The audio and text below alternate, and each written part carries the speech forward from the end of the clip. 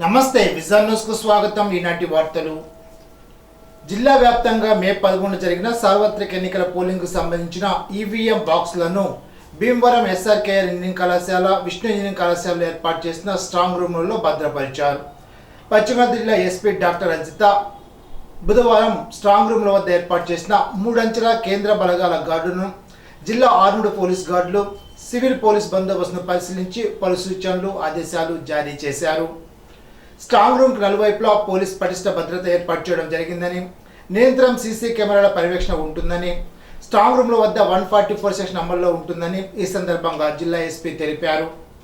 ఈవీఎంలు భద్రపరిచిన స్ట్రాంగ్ రూమ్ల వద్ద కౌంటింగ్ ప్రక్రియ పూర్తయ్యేంత వరకు నిరంతరం అప్రమత్తంగా ఉండాలని, ఏ చిన్న అవాంఛనీయ సంఘటనలకు ఆస్కారం లేకుండా సమర్థవంతంగా విధులు నిర్వర్తించాలని జిల్లాలోని పోలీసు అధికారులు ఆకస్మిక తనిఖీలు చేపడుతూ సిబ్బందిని నిరంతరం అప్రమత్తం చేయాలని అధికారులకు ఆదేశించారు.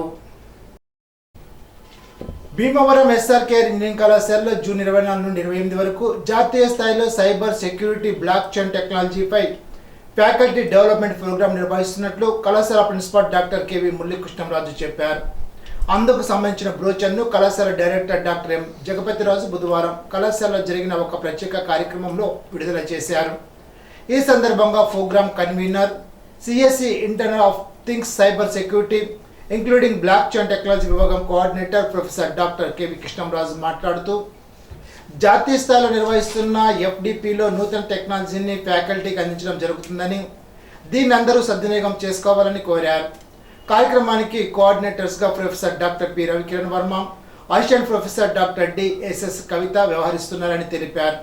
కార్యక్రమంలో CSC head doctor V Chandrasekhar తదితరులు పాల్గొన్నారు. పూర్వ విద్యార్థుల అపూర్వ సమ్మేళనం ఇరగవరం మండలం తూర్పుపర్రు ఏఎస్ఆర్ జెడ్పీ ఉన్నత పాఠశాలలో బుధవారం జరిగింది.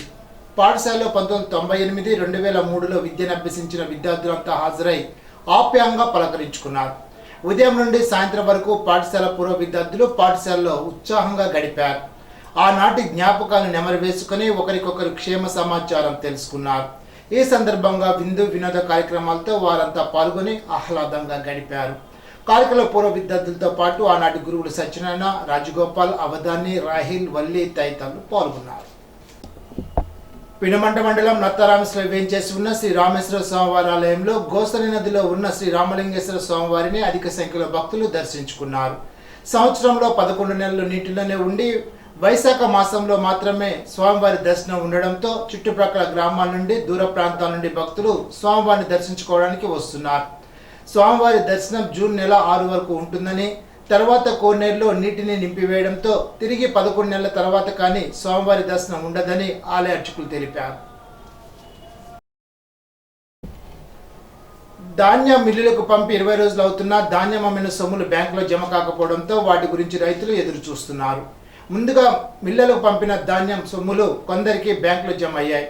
దాని తర్వాత పంపిన ధాన్యం సొమ్ములు మాత్రం ఇంతవరకు జమ కాలేదు. వరుసగా బ్యాంకులకు 3 రోజులు సెలవు రోజులు రావడంతో బుధవారాల్లో అయినా బ్యాంకులో జమ అవుతాయోమోనని రైతులు ఎదురు చూశారు.